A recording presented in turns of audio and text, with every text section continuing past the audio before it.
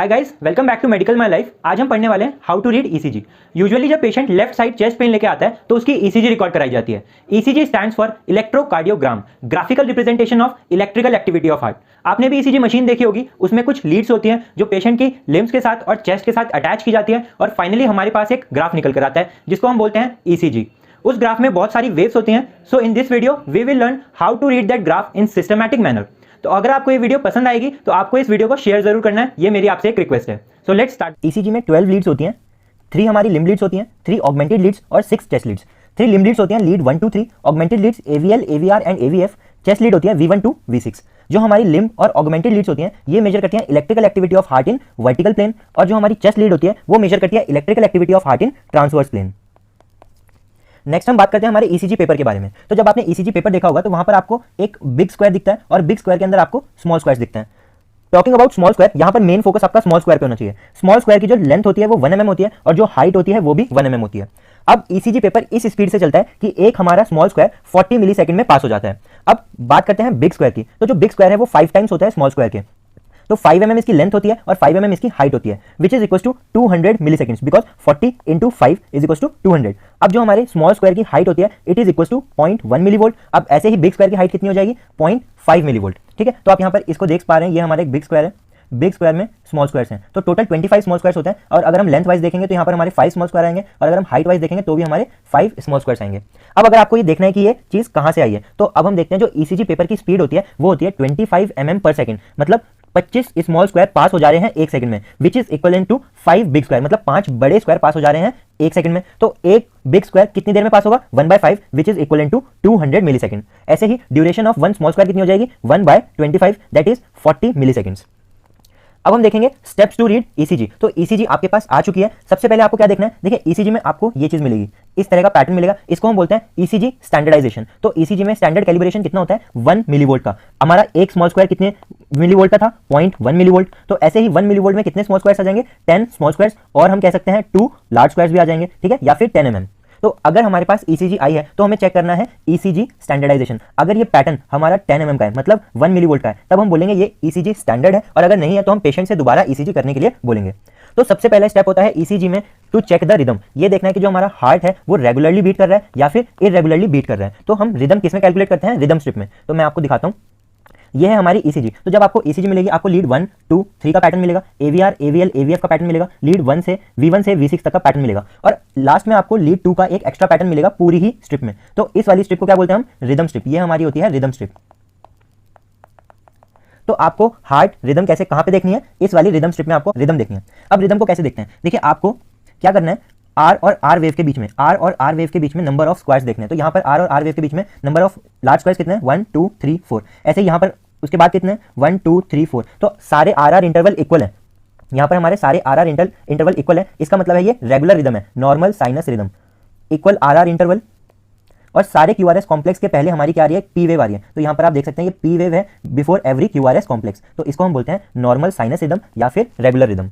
Next is irregular rhythm. अब irregularly heart beat कर रहा है, तो अब ये भी 2 टाइप्स में है, रेगुलरली इरेगुलर और इरेगुलरली इरेगुलर। तो पहला है इरेगुलरली इरेगुलर। यहाँ पर क्या होगा, आर इंटरवल अनइक्वल होंगे। देखिए यहाँ पर एक ब्लॉक है, इसके बाद 3 आ गए, इसके बाद यहाँ पर हमारे 2 ब्लॉक आ गए। तो आर इंटरवल सेम नहीं है, मतलब हार्ट अलग अलग रिदम से बीट कर रहे हैं, और यहाँ पर आपको कोई भी आइडेंटिफाइबल पी वेव नहीं मिल रही है। This is irregularly irregular rhythm. और इसका एग्जांपल है एट्रियल फिब्रिलेशन। तो यह हमें एट्रियल फिब्रिलेशन के केस में मिलता है, और मल्टीफोकल एट्रियल टैकीकार्डिया। लास्ट हम बात करते हैं रिदम में रेगुलरली इरेगुलर। तो आप यहाँ पर पैटर्न देखेंगे, एक क्यूआरएस कॉम्प्लेक्स, उसके बाद हमारी पी वेव आ चुकी है, और अब यहाँ पर अगेन क्यूआरएस कॉम्प्लेक्स आना चाहिए था, लेकिन हमारी पी वेव आ गई। तो यहाँ पर 2 पी वेव एक साथ आ गई विदाउट एनी क्यूआरएस कॉम्प्लेक्स। फिर से हमारी क्यूआरएस कॉम्प्लेक्स, और यहाँ पर अगेन 2 पी वेव के बीच में क्यूआरएस कॉम्प्लेक्स मिस्ड है। तो इसको हम बोलते हैं मिस्ड बीट या फिर ड्रॉप बीट। तो यहाँ पे हमारी ड्रॉप बीट हो जाएगी, regular rate with regular drop beat. और ये हमें कहाँ मिलता है, सेकंड डिग्री हार्ट ब्लॉक के केस में मिलता है, जिसको हम टाइप 2 बोलते हैं, या फिर Mobitz type 2 heart block. Step में हमने हार्ट की रिदम देखी थी, उसके बाद हम देखेंगे हार्ट रेट। हार्ट रेट हमें कैलकुलेट करना है रिदम स्ट्रिप को देख के। तो अगर रेगुलर रिदम है तो हार्ट रेट को कैसे कैलकुलेट करेंगे, आपको 2 आर वेव्स के बीच में number of big squares calculate करना है और उसको 300 से डिवाइड करना है, या फिर आपको 2 आर वेव्स के बीच में number of small squares calculate करना है और उसको 1500 से डिवाइड करना है। तो चलिए इसको एग्जांपल की फॉर्म में देखते हैं। तो यहाँ पर सबसे पहले हमें रिदम स्ट्रिप को देखना है, ये रेगुलर रिदम है। तो यहाँ पर रेगुलर रिदम है, 2 आर वेव के बीच में number of big squares square कितने हैं 4, तो यहाँ पर नंबर ऑफ बिग स्क्वायर्स 4 हैं, तो 4 बिग स्क्वायर में हार्ट रेट कैसे कैलकुलेट करेंगे,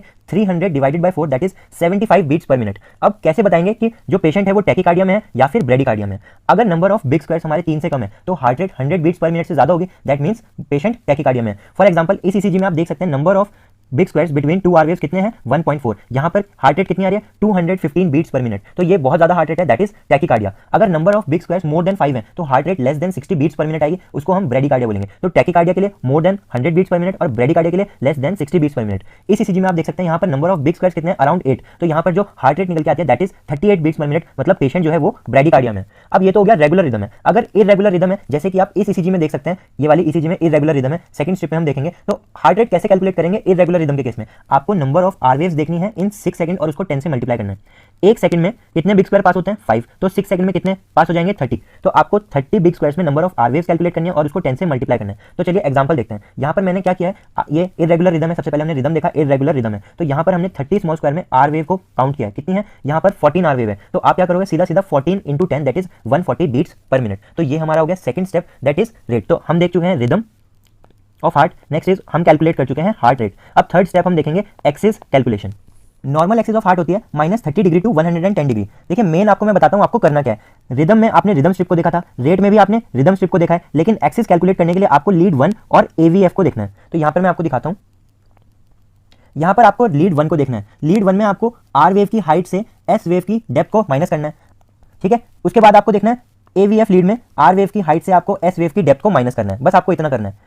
अब इसके बाद आपको ये टेबल याद रखनी है, अगर लीड 1 में आर माइनस एस पॉजिटिव है और एवीएफ में भी पॉजिटिव है तो हमारी हो जाती है नॉर्मल एक्सिस, तो ये दोनों पॉजिटिव है तो हो जाएगी नॉर्मल एक्सिस। अगर ये दोनों नेगेटिव आते हैं, आर माइनस एस नेगेटिव है मतलब एस वेव बड़ी है as compare to R wave, तो ये हो जाता है हमारा एक्सट्रीम एक्सिस डेविएशन। अगर लीड 1 में आर वेव हमारी एस वेव से बड़ी है लेकिन एवीएफ में एस वेव हमारी आर वेव से बड़ी है, तो ये हो जाता है हमारा लेफ्ट एक्सिस डेविएशन। देखिए आप इनको भी देख सकते हैं, ऐसा लग रहा है दूर दूर जा रहे हैं, तो इससे याद रख सकते हैं लेफ्ट एक्सिस डेविएशन। और अगर लीड 1 में आपकी नेगेटिव आ रही है और एवीएफ में आर माइनस एस पॉजिटिव है, this is right axis deviation. अब ये क्या सिग्निफाई करता है, देखिए लेफ्ट एक्सिस डेविएशन सिग्निफाई करता है कि left side of heart enlarge हो चुका है, और राइट एक्सिस डेविएशन सिग्निफाई करता है कि right side of heart enlarge हो चुका है। और एक्सट्रीम एक्सिस डेविएशन क्या सिग्निफाई करता है, वेंट्रिकुलर टैकीकार्डिया। तो हम देख चुके हैं रिदम, हम देख चुके हैं रेट, हम देख चुके हैं एक्सिस, अब हम देखेंगे पी वेव। ईसीजी में जो हमारी पी वेव होती है वो एट्रियल डीपोलराइजेशन की वजह से होती है। तो यहाँ पर जो आप पी वेव देख रहे हैं this is due to atrial depolarization, और इसकी ड्यूरेशन कितनी होती है 2.5 से 3 small squares that is less than 120 milliseconds. तो ये हमारा लेस देन 120 मिलीसेकंड्स। और अगर हम हाइट की बात करें, लिम्ब लीड्स में पी वेव की हाइट लेस देन 2.5 mm होनी चाहिए और चेस्ट लीड में लेस देन 1.5 mm होनी चाहिए। सारी लीड्स में हमें अपराइट पी वेव मिलती है एक्सेप्ट इन एवीआर लीड जहां पे हमें इन्वर्टेड पी वेव मिलती है, और V1 लीड में हमें बायफेजिक पी वेव मिलती है। तो देखिए मैं आपको इसको दिखाता हूं, यहाँ पर हमें एवीआर लीड में इन्वर्टेड पी वेव मिल रही है और V1 लीड में हमें बायफेजिक पी वेव मिलती है। तो आप अगर देख पा रहे होंगे इसको, ये हमारी कुछ ऐसी है। अब पी वेव की एबनॉर्मलिटीज के बारे में बात कर लेते हैं। मैंने आपको बताया normal duration of P wave क्या है, लेस देन 3 स्क्वायर्स। अगर duration of P wave more than 3 small square हो जाता है तो वो क्या सिग्निफाई करता है, लेफ्ट एट्रियम एनलार्जमेंट। तो आप बता सकते हैं पी वेव देख के कि लेफ्ट एट्रियम एनलार्जमेंट है या नहीं। Similarly height of P wave अगर 2.5 स्मॉल स्क्वायर से ज्यादा है लिम्ब लीड्स में तो क्या सिग्निफाई करेगा, राइट एट्रियम एनलार्जमेंट। अब हम देखेंगे PR interval.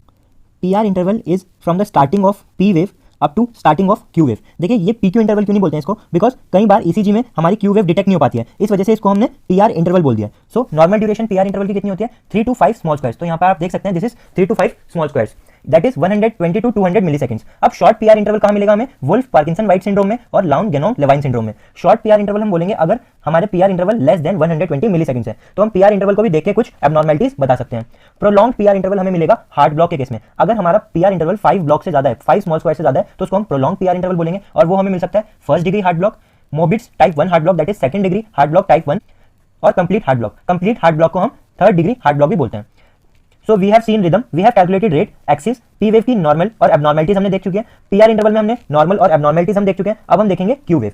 Q wave in ECG is due to ventricular septal depolarization. तो वेंट्रिकल का सेप्टल जो डीपोलराइज करता है उस वजह से क्यू वेव जनरेट होती है। अब क्यू वेव पैथोलॉजिकल कब होंगी, अगर Q wave more than 2 mm deep है, मतलब 2 बॉक्सेस से ज्यादा है डीप, या फिर मोर देन 1 mm वाइड है, तो उसको हम बोलेंगे पैथोलॉजिकल क्यू वेव। देखिए जो हमारी पैथोलॉजिकल क्यू वेव है वो क्या इंडिकेट करती है, या तो मायोकार्डियल इंफेक्शन हो चुका है या फिर हो रहा है, ठीक है। अब क्यू वेव को हमें लीड V1 to V3 में देखना है। देखिए रिदम हमने रिदम स्ट्रिप में देखा, रेट हमने रिदम स्ट्रिप में देखा, एक्सिस हमने कैलकुलेट करी लीड 1 और एवीएफ में। आप पी वेव को लीड 2 में देख सकते हैं, पीआर इंटरवल को भी लीड 2 में देखिए।